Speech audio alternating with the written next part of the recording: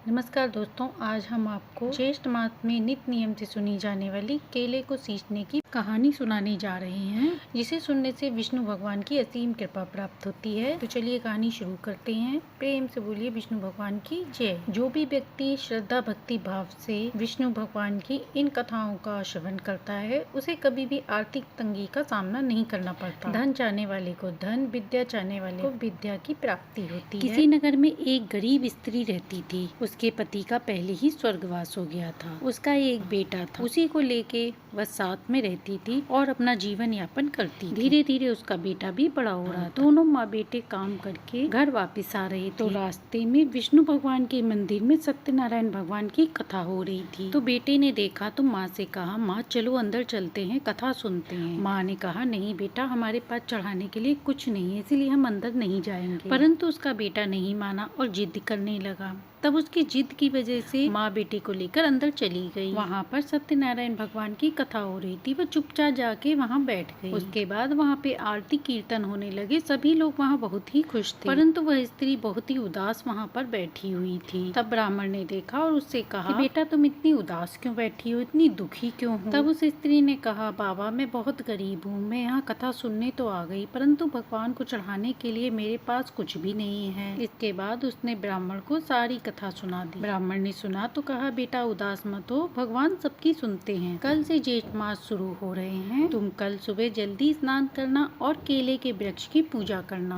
अगर तुम जेठ महीने में नियमित रूप से केले के वृक्ष में जल सींचोगी तो भगवान विष्णु की कृपा से तुम्हारी पूरी दरिद्रता दूर हो जाएगी। उसने ब्राह्मण से सारी विधि पूछी और अपने बेटे को लेकर घर आ गई। उसने सुबह उठकर जल्दी स्नान किया और ब्राह्मण द्वारा बताई हुई विधि से पूजन किया। अब केले के वृक्ष के पास एक घी का दीपक जलाती और उसे जल से सींचती। चढ़ावे में वह चने की दाल और गुड़ का भोग लगाती। ऐसा करते हुए उसे सालों बीत गए, परंतु उसने अपना नियम नहीं छोड़ा। भगवान विष्णु की कृपा से उसे एक अच्छी सी नौकरी मिल गई, जिससे उसका गुजारा भी अच्छे से हो रहा था और वह अपने बच्चे का लालन पालन भी करने लगी। भगवान विष्णु की कृपा से उसका बेटा भी बड़े होकर एक बड़ा आदमी बन गया। माँ बेटे दोनों ही बहुत खुश रहती थी। उसकी माँ हमेशा विष्णु भगवान का पूजन करती और हर बृहस्पतिवार को केले के वृक्ष में घी का दीपक जलाती थी। ऐसा करते करते उसे बहुत दिन बीत गया। उधर उसका बेटा भी बड़ा हो गया था। अब उसकी शादी का समय आ गया। अब उसका विवाह हो गया। विवाह होने के पश्चात उसकी बहू भी आ गई घर पर। हंसी खुशी का माहौल चलता रहा। लेकिन एक साल बाद बहू को लगा कि ये सब पूजा पाठ ढोंग है। उसका मानना था कि माताजी फालतू में घी बर्बाद करती हैं। तब एक दिन उसने सोचा कि मैं कहूँगी तो माँ को बुरा लगेगा, इसीलिए उनके बेटे से ही कहलवा देती हूँ कि घी का दीपक नहीं करना। शाम होने पर उसका पति घर जब आया, उसने अपने पति से कहा कि अपनी माँ से कह दो कि वह घी का दीपक रोज न जलाया करें, बहुत महंगाई है, इतना घी कहाँ से आएगा। उनसे कह दो तेल का दीपक जलाया करें। तब लड़के ने कहा, मेरी माँ बहुत पहले से ही घी का दीपक नित्य नियम से जलाती है। वह बोला, मैं उन्हें मना नहीं कर सकता। तो उसकी पत्नी बोली, मना तो तुम्हें करना ही होगा, तुम मना करते हो तो ठीक है, वरना मैं मना कर दूंगी। तब बेटे ने सोचा, बहू बेइज्जती करेगी, इससे अच्छा मैं ही समझा देता हूँ। तब एक दिन लड़के ने अपनी माँ से कहा, माँ आपको दीपक करना ही है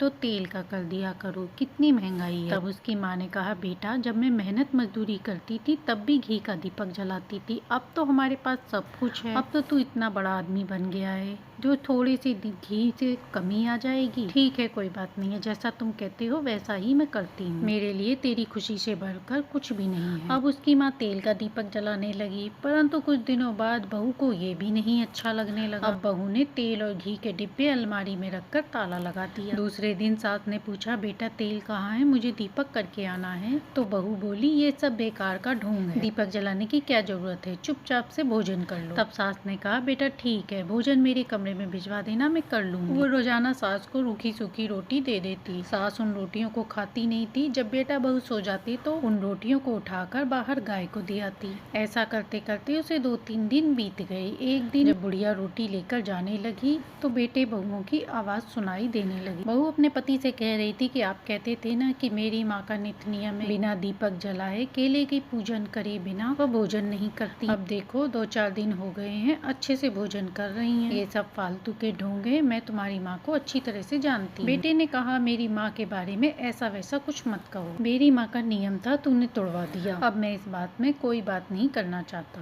बुढ़िया ये सब सुन रही थी। वह चुपचाप गाय को रोटी देकर चुपचाप आकर सो गई। सोते सोते वह रोने लगी और रोते समय ही भगवान विष्णु उसके सपने में आए और बोले, बुढ़िया जाग रही है या सो रही है? तब बुढ़िया माई ने कहा, ना सो रही हूँ ना जाग रही हूँ, कहो क्या आज्ञा है? विष्णु भगवान ने कहा, 3-4 दिन हो गए हैं तुम मेरी पूजा करने नहीं आती हो। तब बुढ़िया माई ने कहा, कैसे आऊँ भगवान, मेरे पास दीपक जलाने के लिए कुछ भी नहीं है। तब विष्णु भगवान ने कहा, निराश होने की जरूरत नहीं है, तुम केले के पेड़ के पास आ जाना, तुम्हें वहाँ सब कुछ मिल जाएगा। ऐसा कहकर भगवान अंतर ध्यान हो गए। सुबह होने पर बुढ़िया माई ने वैसा ही किया जैसा उसे सपना आया। वह सुबह स्नान करके केले के वृक्ष के पास जाकर बैठ गई। वहाँ जाकर देखा, वहाँ पहले से ही एक दीपक रखा है। उस दीपक में घी और बाती लगी हुई थी।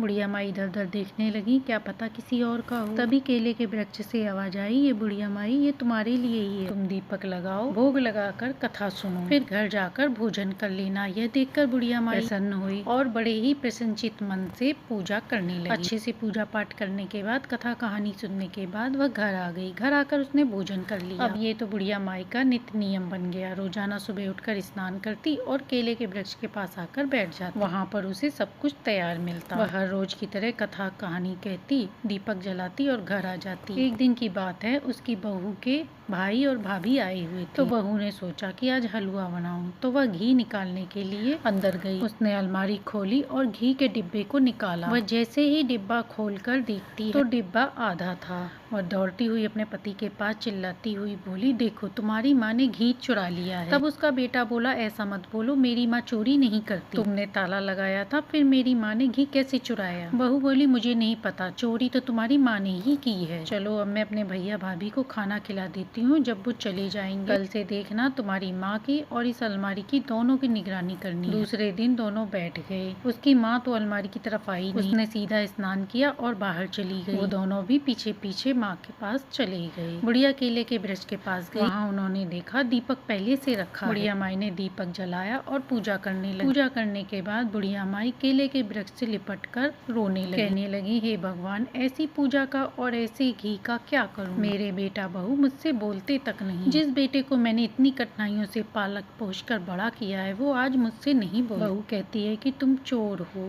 अब भगवान आप ही बता, मैं कहाँ जाऊँ? आप मेरी परीक्षा क्यों ले रहे हो? मुझे कितनी परीक्षाएं और देनी होगी? मैंने ऐसा कौन सा बुरा कर्म किया है जिसकी वजह से मुझे आज यह दिन देखना पड़ रहा है? ऐसा कहते हुए बुढ़िया माई बुरी तरह से फफक फफक कर रोने लगी। बुढ़िया माई की आवाज सुनकर भगवान विष्णु साक्षात वहाँ प्रकट हो गए और बोले, बुढ़िया माई घर जाओ, सब कुछ ठीक हो जाए, रोने की कोई जरूरत नहीं है, बेटा कभी भी अपनी माँ से विमुख नहीं हो सकता। भगवान विष्णु को साक्षात प्रकट होकर देख उसके बेटे को बहुत ही दुख हुआ और वह करुणा से भर गया। उसने अपनी पत्नी से कहा, माँ के खिलाफ जाकर ऐसे जीने से तो अच्छा है मर जाना। आज तुम्हारे शक ने मेरी माँ के पूजा पाठ को कलंकित। मैं ये कैसे भूल गया कि मेरी माँ ने मुझे कितनी कठिनाइयों से पाला था और मेरी माँ का मैं ही एकमात्र सहारा हूँ। तुम्हारे कहने के अनुसार मैं अपनी माँ के विमुख हो गया, मुझसे बहुत बड़ी गलती हो। अब इस पाप का प्रायश्चित कैसे होगा? ऐसा कहकर वह बुरी तरह रोने लगा। उसकी पत्नी ने कहा, पाप आपने नहीं मैंने किया है। उसकी पत्नी ने कहा, आज मेरी आंखें खुल गई हैं, मैं माँ जी से माफी मांगूंगी। ऐसा कहते हुए वह अपनी सासू माँ के पास दौड़ी और उनके चरणों में गिर पड़ी और बोली, माँ जी मुझे माफ कर दो, मैंने आपकी पूजा पाठ को ढोंग बताया और घी चोरी करने का इल्जाम आप पर लगाया। आप मुझे जो भी सजा देंगी वो मुझे मंजूर हो, पर मुझे माफ कर दो। तो बुढ़िया ने उसे उठाते हुए गले लगा लिया और कहा, बेटा माँ अपने बच्चों से कभी नाराज नहीं होती, चलो घर चलते हैं। ऐसा कहने के बाद सभी लोग खुशी खुशी घर आ गए। घर आने पर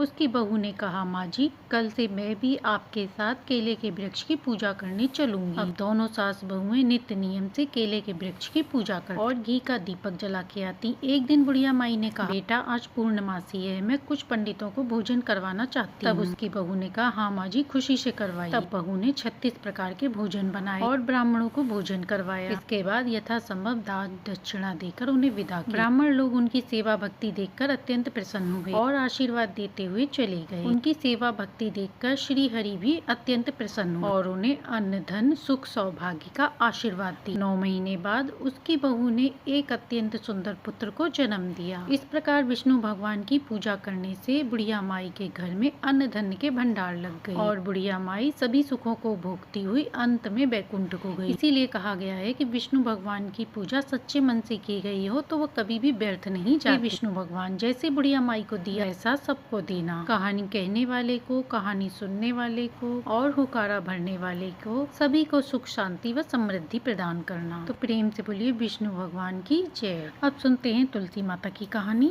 किसी नगर में एक ब्राह्मण ब्राह्मणी रहते थे। ब्राह्मण बहुत नित्य नियम वाला आदमी था। वह पूजा पाठ भी बहुत करता था। जब बैसाख का महीना आया तो वह नदी में नहाने जाता, पीपल को सींचता। ये उसका रोज का नियम था। एक दिन वह स्नान करके जाने लगा तो पीछे से किसी ने आवाज, बाबा मैं भी आऊं। ब्राह्मण ने पीछे मुड़कर देखा तो कोई नहीं दिखाई दिया। जब वह आगे चला तो फिर से आवाज आई, बाबा मैं भी चलूं। ब्राह्मण सोचने लगा कोई दिखाई तो नहीं दे रहा, बुला कौन रहा है। ब्राह्मण ने कहा भूत प्रेत हो तो मत आना, कोई देव हो तो आ जाना। इतने में एक छोटी कन्या आई और वह बोली बाबा मैं आपके घर आऊंगी। ब्राह्मण ने उसे अपनी उंगली पकड़ाई और घर लेकर आ गया। घर आने पर उसकी स्त्री बोली यह कन्या किसकी है। वह कन्या बोली माँ मैं तेरी पुत्री हूँ। तब ब्राह्मण ने ब्राह्मणी को सारी बात बता दी। उनके कोई संतान नहीं थी, इसलिए उन्होंने उसे बेटी कह के पुकारा। वो दोनों बहुत खुश हुए और सोचने लगे कि इसका क्या नाम रखा जाए। ब्राह्मण बोला इसका नाम तुलसी रख देते हैं, यह हमारे आंगन की तुलसी है। अब तुलसी धीरे धीरे बड़ी होने लगी और खेलने कूदने लगी। ब्राह्मण ब्राह्मणी भी उसे बड़ा प्रेम करते थे। जब बड़ी हुई वह तो